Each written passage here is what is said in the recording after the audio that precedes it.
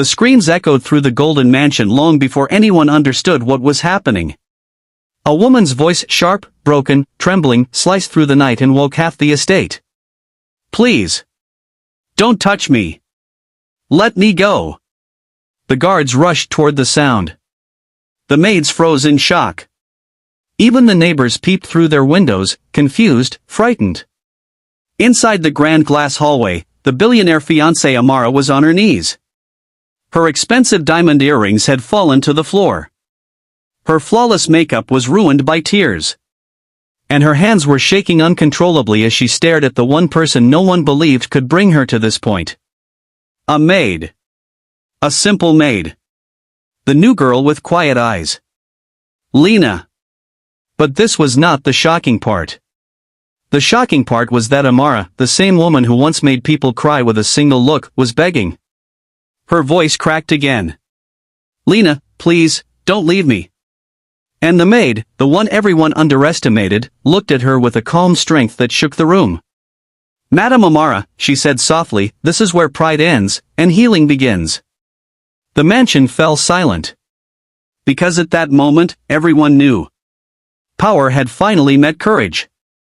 A story was about to unfold, one filled with pain, healing, betrayal, and the kind of transformation people talk about for years. A story no one in that mansion would ever forget. Welcome to Nightfall Tales by Wura, where stories breathe, hearts race, and lessons live forever. Tonight, prepare your soul, because this one will stay with you. The sun had barely risen when the chaos inside the Hartley mansion began. Maids rushed in every direction, some carrying trays of exotic breakfast dishes, others arranging fresh flowers imported from Paris, and a few trembling as they tried to polish the already shining marble floor. And in the center of all this noise stood Amara Hartley, the billionaire fiancée everyone feared. She was tall, stunning, and carried herself like the world existed only to serve her. Her long, silk robe swayed as she walked, her diamond anklet glittering with every step. But her beauty came with a storm. "Why are the flowers facing the wrong direction?" she barked. "Who put pineapple in my smoothie?" "I said mango. Mango only. And someone tell that driver to stop breathing loudly around me, his breath is irritating." Every maid gave her a wide space whenever she passed. Amara didn't just have money, she had a reputation sharp enough to cut glass. And in less than 3 months, she would marry Daniel Okoro, one of the youngest billionaires in Lagos. Everyone believed Amara had everything.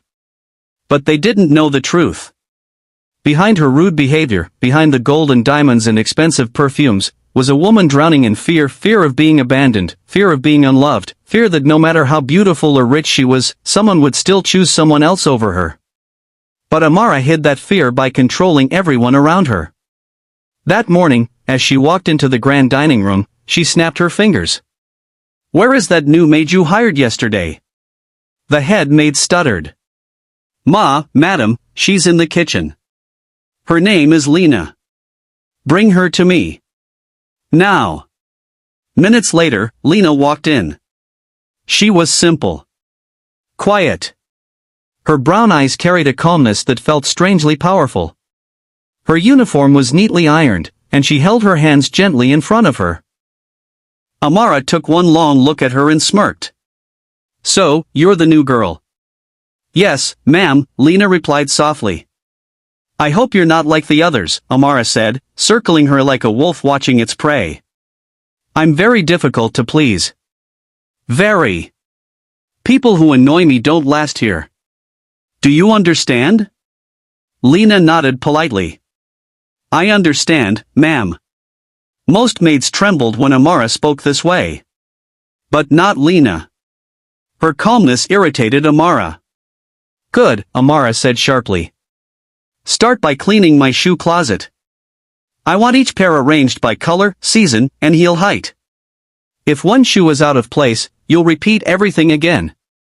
Lina gave a small smile. "No problem, ma'am. I'll do it well." Something about the confidence in Lina's voice made Amara's chest tighten with annoyance. "Why is she smiling?" Amara whispered to the head maid. I don't know, Ma," the woman trembled. Amara hissed and walked away. But that day would be the beginning of something nobody expected. The beginning of a clash that would change everything. The shoe closet was almost the size of a small apartment filled with hundreds of designer heels, flats, boots, and sneakers. Most maids avoided this room like a plague, but Lina walked in with steady steps. She touched nothing at first.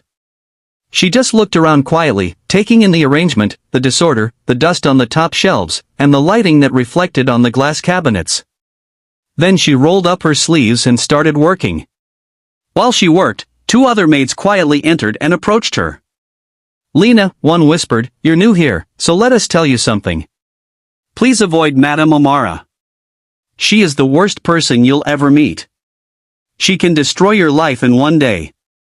The other maid nodded quickly.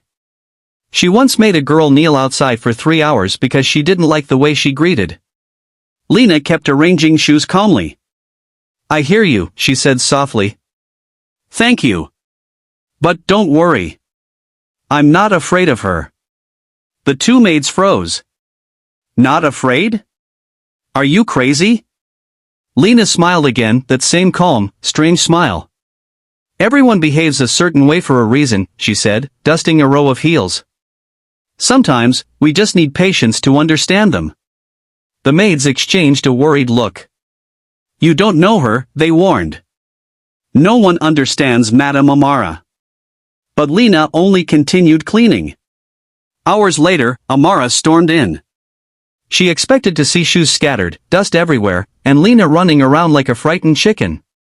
Instead, what she saw made her stop walking. The entire closet looked like a high-end boutique. Every shoe was aligned with mathematical precision. The air smelled fresh and clean. The glass cabinets sparkled.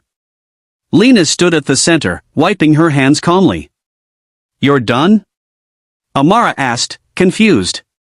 "Yes, ma'am," Lina replied gently. Amara narrowed her eyes. "No mistakes?" "You can check." That confidence again. Amara walked around the room, searching desperately for something to criticize. But everything was perfect. Too perfect. "Did someone help you?" Amara asked. "No, ma'am." Amara gritted her teeth. She hated how peaceful Lina looked. She hated how confident she was. She hated how she refused to tremble like everyone else. Amara stepped closer, her voice sharp. "Listen to me very carefully, Lina. In this house, I am everything. You are nothing. Learn the difference." Lina looked at her gently, and said something no one had ever dared to say to Amara. "Ma'am, everyone is something. Even you." Amara's eyes widened. The other maids gasped and ran out of the room to avoid being witnesses to the explosion. For the first time in years, someone had spoken to Amara like a human being, not a queen. And she didn't know whether to scream, slap Lina, or burst into tears. Instead, she whispered, "Who do you think you are?" Lina bowed her head lightly. "Someone who sees you clearly, ma'am." And she walked out quietly, leaving Amara speechless. That night, Amara couldn't sleep. Not because Lina disrespected her, but because Lina was the first person who ever saw the woman behind the diamonds. And that scared her. The next morning started with tension. Amara woke up earlier than usual, restless and irritated. She paced around her room, replaying Lina's words in her head. "Everyone is something. Someone who sees you clearly." She wanted to forget them, but they stayed like thorns in her chest. By 9 a.m., she marched to the dining room for breakfast, determined to put Lina in her place once and for all. She ordered all the maids to line up. When Lina entered, she greeted calmly. "Good morning, ma'am." Amara didn't answer. She took a long spoon, dipped it into her soup, tasted it, then suddenly splashed the entire soup on the floor. The maids gasped. "Who served this nonsense?" Her voice echoed like thunder. The head maid panicked. "Ma! It was. I did." Every head turned. Lina stepped out of the line, her face calm, her hands steady. Amara smirked. Finally she had caught the girl making a mistake. Good, Amara said coldly. Now kneel down and lick every drop of that soup. Next time, you will cook with sense. The room froze. Two maids covered their mouths in shock. The head maid nearly fainted. Lina looked at the soup on the floor. Then she looked up at Amara very slowly. Ma'am, she said softly, I will clean it. But I will not kneel for you. Amara's face turned red. What did you just say? I said I will clean it, but I will not kneel. You will do as I say. Amara screamed. I am your boss. Lina shook her head gently. You are my boss, ma'am. But I am not your slave. A plate shattered. One maid dropped a tray because her hands were shaking so much. Amara stepped closer, shaking with anger. Are you challenging me? Ma'am, Lina said, not raising her voice, respect goes both ways. And then it happened. The moment that started everything. Amara lifted her hand to slap Lina. But Lina caught her wrist in the air. Politely. Gently. But firmly. The entire mansion went silent. Don't do that, Lina whispered. Please.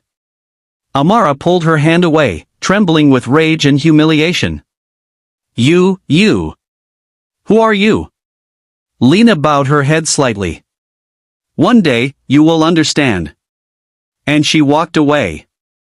That afternoon, a rumor spread across the mansion. Some said Lina was a witch. Some said she was an undercover spy. Some said she was a relative of the late Madame Hartley. Some said she was sent to punish Amara for her wickedness. But no one, not even Amara, imagined the truth.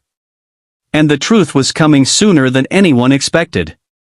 Because that night, a secret about Lina would be revealed. A secret that could destroy Amara's wedding and her entire life.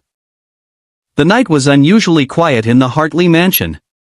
The lights in the long hallways glowed softly, dancing across the polished floors. The guards stood outside, whispering among themselves about the earlier drama. Every maid tiptoed, careful not to make noise that might wake the storm again. But Amara could not sleep. She tossed. She turned. She sat up.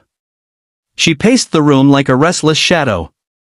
Every time she closed her eyes, all she saw was Lina's calm face. Her bold voice. Her steady hands. Her refusal to kneel. It made Amara feel something she had not felt in many years. Seen. Exposed. Small. Around 10:45 p.m., Amara picked up her phone and called her fiancé. Daniel, she said sharply, I need to see you tomorrow morning. There was a pause. A tired, heavy pause. Amara. I'm still at the office, Daniel said softly. But is everything okay? Amara wanted to say yes. But the truth slipped out. No. Someone in this house is challenging me. Daniel sighed quietly. He was used to Amara's outbursts, but something in her tone felt different tonight. All right, he said. I'll be there. The next morning, Daniel arrived in his sleek black Bentley. Tall, handsome, gentle-spoken, and one of the richest young billionaires in the country, Daniel Okoro was the kind of man everyone loved instantly. Everyone except Amara. Not because she hated him, she loved him so deeply that it scared her. But she never believed she deserved a man like him, so she protected herself the only way she knew. By controlling everything. By hurting before she could be hurt. Daniel walked into the mansion with his usual calm smile. The maids blushed. The guards straightened.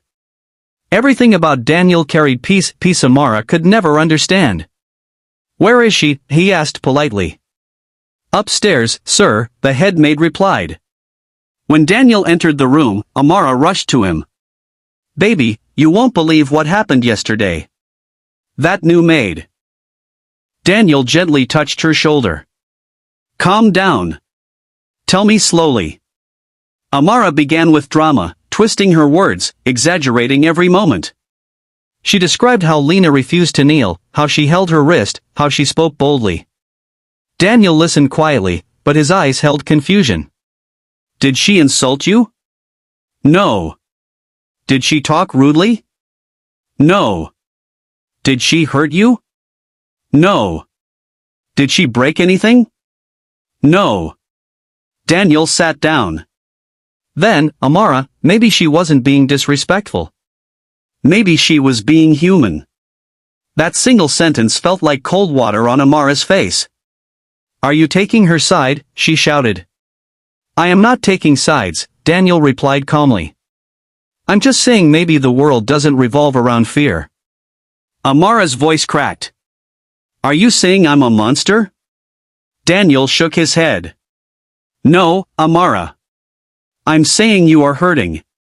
And you hurt others because of it. Amara stood still. Her throat tightened. Her eyes watered, but she refused to cry. Not in front of him. Not again. Before Daniel could say more, the door opened. Lina entered quietly, holding a tray of breakfast. She froze when she saw Daniel. Daniel turned slowly. Their eyes met, and something unexpected happened. Daniel saw something in Lina's eyes. Not beauty. Not attraction. Not admiration. He saw wisdom. A quiet strength. A calmness he had never seen in anyone around Amara. Good morning, sir, Lina said politely. Daniel nodded slowly. Good morning. Lina, right? Amara's face hardened. Daniel, don't talk to her like she is important. Daniel's voice remained gentle. Everyone is important, Amara. Lina bowed and left the tray on the table. Daniel continued watching her quietly as she walked out. Amara noticed. Her heart squeezed painfully. Are you interested in her? She asked, her voice shaking. Daniel looked shocked. What? Amara, no. Don't say that. Then why are you looking at her like that? Because, Daniel finally said, she looks like someone who understands peace, something you don't let into your life. That sentence broke something in Amara. Her lips trembled, and she whispered. Daniel, are you still sure you want to marry me? Daniel stood up slowly and kissed her forehead. I want to marry the woman you hide from the world. Not the one you show them. Amara closed her eyes. For the first time in a long time. She felt scared. Because for the first time ever. Daniel saw her clearly. Just like Lina. A week passed. The mansion grew strangely quiet. Amara avoided Lina completely. She avoided Daniel's calls too, afraid he might see deeper into her heart. Meanwhile, Lina continued her duties like nothing happened, gentle, respectful, but unafraid. But something was changing. The other maids were beginning to admire her. Guards greeted her with warm smiles. Even the head maid sought her advice. It was as if Lina's calmness was spreading like light in a dark house. But that light was about to reveal something Amara buried many years ago. One afternoon. The mansion gate buzzed. A delivery van entered.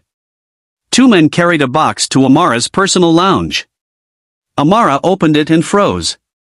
Inside was an old photograph. Her chest tightened. Her breath shortened. Her hands trembled. Because the photograph showed a younger Amara. And a girl she betrayed. Her old best friend, Chica. The friend she destroyed because of jealousy.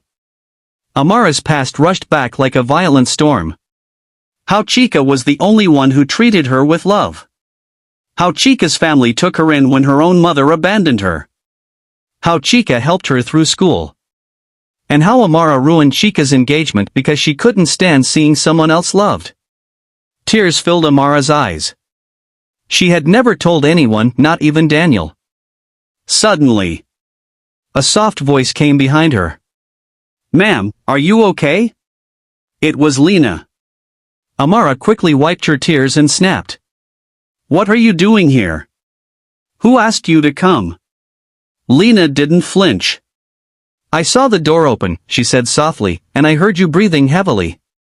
Amara gripped the photograph tightly. Go away, she said sharply. But Lina stepped closer.